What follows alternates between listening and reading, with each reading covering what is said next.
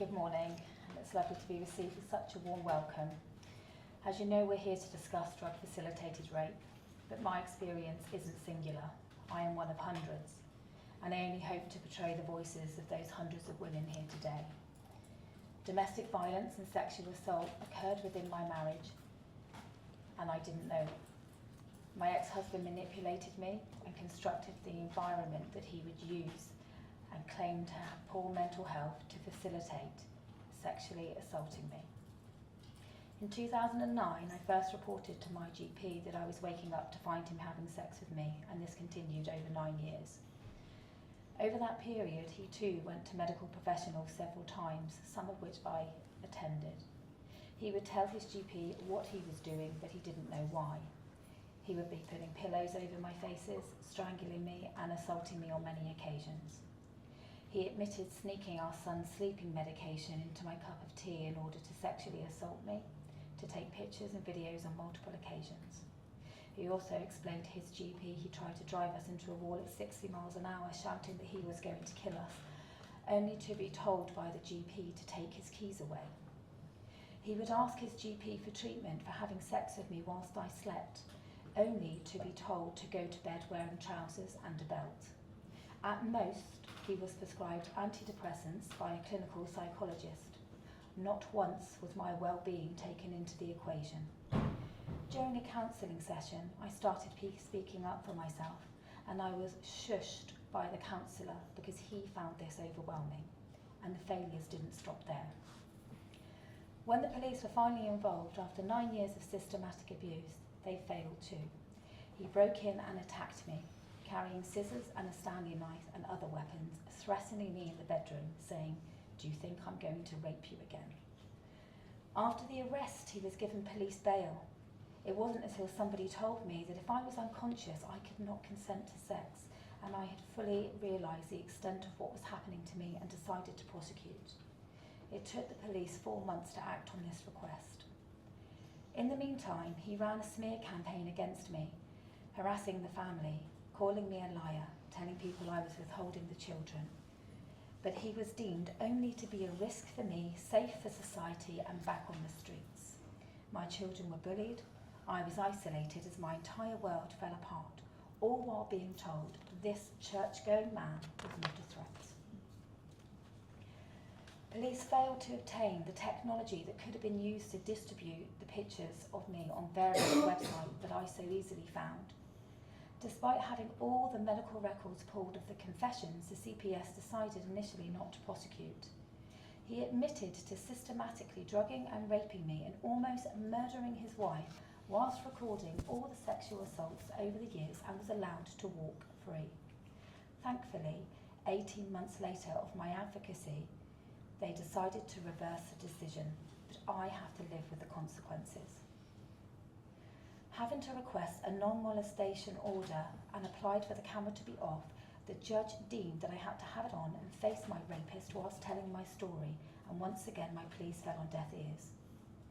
During the criminal trial, he admitted to drugging me, despite pleading not guilty on the charge, of the understanding that I wanted him to. He also admitted to taking images and videos of my unconscious body while he did unspeakable things, describing them in court as arty shots, but still was not charged. The physical assaults, the coercive control, the obstructing my son from receiving medication, and the attempted murder charges, and the breaking in with weapons, all went uncharged. When he was finally found guilty, the sentencing began, but the failures continued. His repeated violation of the non-molestation order during bail were not even mentioned as aggregating factors, so the children were not included on the restraining order against him, as he had impeccable character during this time, and he was sentenced to only 11 years in prison after drugging, abusing and raping me for 9, not including the physical assaults that I had suffered for the years before that. I received an email yesterday from the probation team informing me that he could be released after only serving 5 years of his sentence. My therapist in this time diagnosed me with PTSD, but I was told that my case was too niche for them to help me. I had been failed, neglected and abandoned through the entire process. I'm absolutely not alone in this. I have since gone on to receive a diagnosis of functioning neurological disorder during receiving an enduring decade of abuse. While Giselle Pellico's case shocked many, for others like myself, this is what we have had to live with for many years, and it is only now that our voices are being heard. We have heard for too long that it was just our husband, even though he may have shared images of us with others, or that it was just one time, or that we weren't awake, so did it really matter? But it's the one time that we might remember. Everything that has happened was the woman's fault. If she had only pleased him, then none of this would have happened. And yet we have waited for the same outrage that situations like mine deserve, while society slept on our suffering. Well, I say no more, and we are now wide awake. I can tell you what needs fixing, but I cannot tell you how, but I call upon you all to figure it out. The End I Check campaign is contacted daily by women, and not just here in the UK, but across the world, sharing their stories. We are dedicated to advocacy and education, whilst building a database to track the scale of victims that are having this problem. But it's always the same story. The medical community neglected or mishandled this as a crime. Survivors have gone to the police and clearly not been believed, or they have been believed and there is very little prosecuting power, or due to the policing failures they have incurred.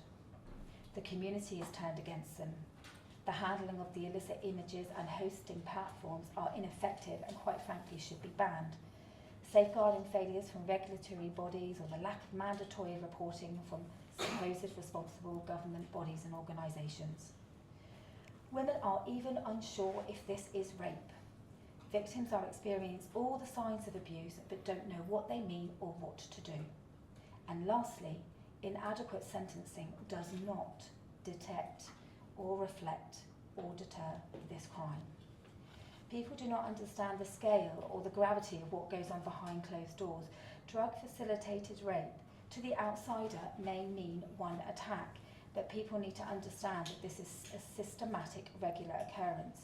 And we need a system that teaches society that this crime does and can happen.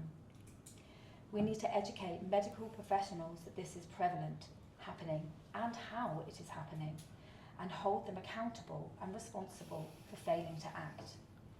We need effective policing and prosecution while recording this as a particular crime, not familial rape, but spousal rape. We need to ban platforms from hosting sleep content and CNC content. We are here to ask for a world in which we are no longer vulnerable when we are sleeping at night, and I hope you all agree that this is not too much to ask.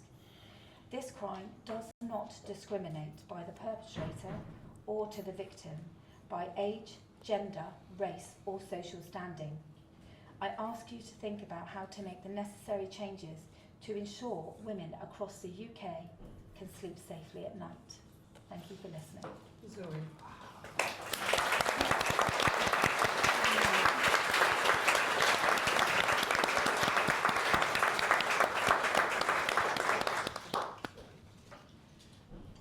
There are brave women who are really finding their voice and able to talk about this subject in a way that in some ways the Pellico case changed the weather, in that it's not that Zoe hasn't been trying, as you've heard, over many years, but the unwillingness or inability to really confront the full horror of this kind of conduct. And it's a part of the abuse that women experience, and we've got to basically make it public, make it known, make sure that doctors and people who are supposed to be counselling are aware of it, as well as the judicial criminal justice system.